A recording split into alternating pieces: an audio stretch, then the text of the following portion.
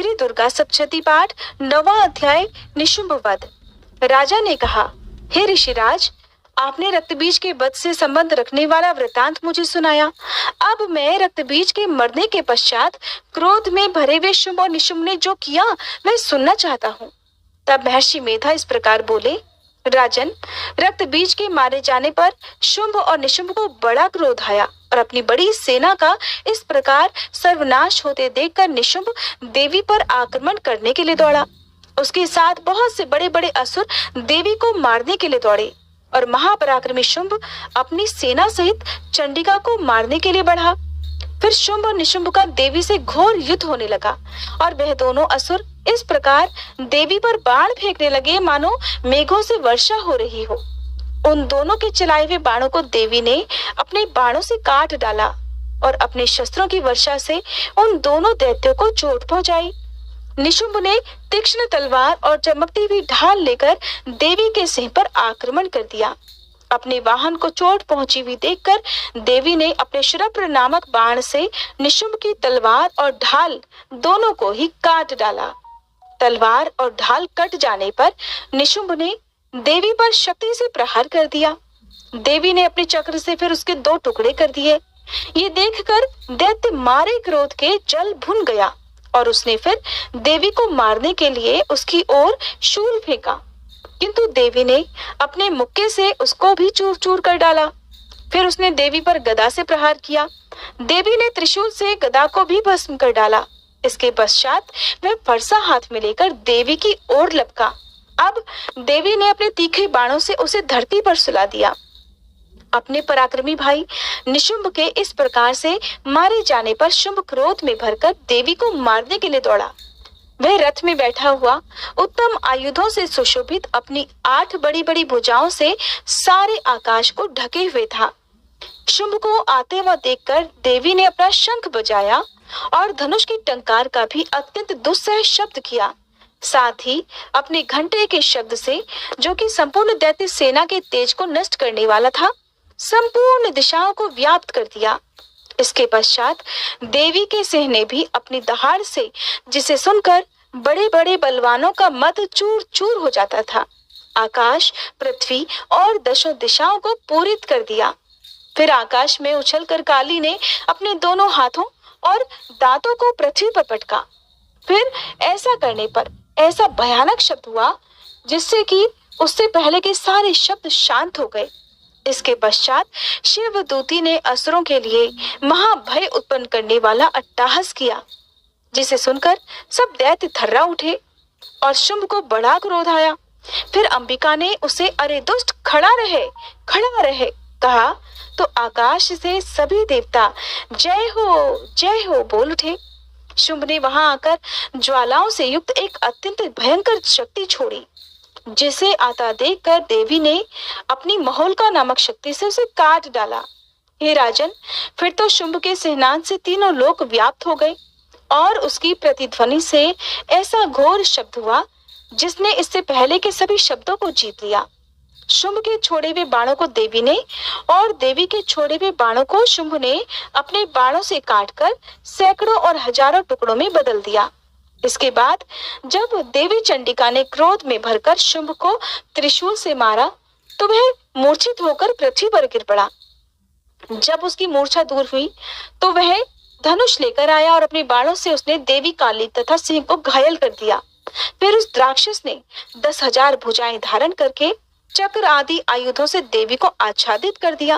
अब भगवती दुर्गा ने कुपित होकर अपने बाणों से उन चक्रों तथा बाणों को काट डाला। ये देखकर निशुंभ हाथ में गदा लेकर चंडिका को मारने के लिए दौड़ा। उसके आते ही देवी ने तीक्ष्ण धार वाले खड्ग से उसकी गदा को काट डाला। उसने फिर त्रिशूल हाथ में ले लिया। देवताओं को दुखी करने वाले निशुंभ को त्रिशूल हाथ में लिए हुए आता देखकर चंडिका ने अपने शूल से उसकी छाती पर प्रहार कर दिया और उसकी छाती को चीर डाला। शूल विदीर्ण हो जाने पर उसकी छाती में से एक उस जैसा ही महापराक्रमी दैत्य ठहर जा कहता हुआ निकला। उसको देखकर देवी ने बड़े जोर से अट्टहास किया। अभी वह दैत्य बाहर निकलने भी नहीं पाया था कि उसका सिर अपनी तलवार से काट डाला। सिर के कटने के साथ ही वह पृथ्वी पर गिर पड़ा। फिर सिंह दहाड़ दहाड़ कर असुरों का भक्षण करने लगा और काली शिवदूती भी राक्षसों का रक्त पीने लगी। तोमारी की शक्ति से कितने ही महादैत्य नष्ट हो गए। ब्रह्मांडी के कमंडल के जल से कितने ही असुर समाप्त हो गए। कई दैत्य माहेश्वरी के त्रिशूल से विदीर्ण होकर पृथ्वी पर गिर पड़े और कई वराही के प्रहारों से छिन्न भिन्न होकर धराशायी हो गए। वैष्णवी ने भी अपने चक्र से बड़े बड़े महापराक्रमियों का कचूमर निकालकर उन्हें यमलोक में भेज दिया और ऐन्द्री से कितने ही महाबली राक्षस टुकड़े टुकड़े हो गए। कई दैत्य मारे गए, कई भाग गए, कितने ही काली शिवदूती और सिंह ने भक्षण कर लिए। श्री दुर्गा सप्तशती पाठ 10वां अध्याय शुंभ वध। महर्षि मेधा ने कहा, हे राजन, अपने प्यारे भाई को मरा हुआ तथा सेना को नष्ट हुई देखकर क्रोध में भरकर दैत्यराज शुंभ कहने लगा, दुष्ट दुर्गे, तू अहंकार से गर्व मत कर, क्योंकि तू दूसरों के बल पर लड़ रही है। तब देवी ने कहा, हे दुष्ट, देख, मैं तो अकेली ही हूँ। इस संसार में मेरे सिवा दूसरा कौन है? और ये सब तो मेरी शक्तियां हैं।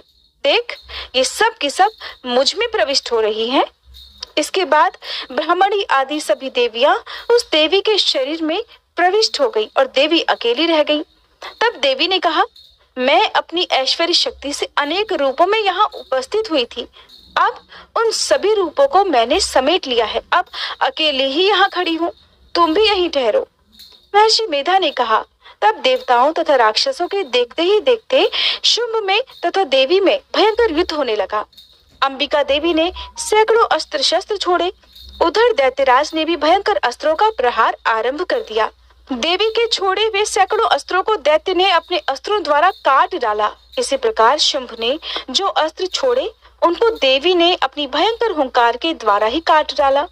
दैत्य ने जब सैकड़ों बाण छोड़कर देवी को ढक लिया तो क्रोध में भरकर देवी ने अपने बाणों से उसका धनुष नष्ट कर दिया।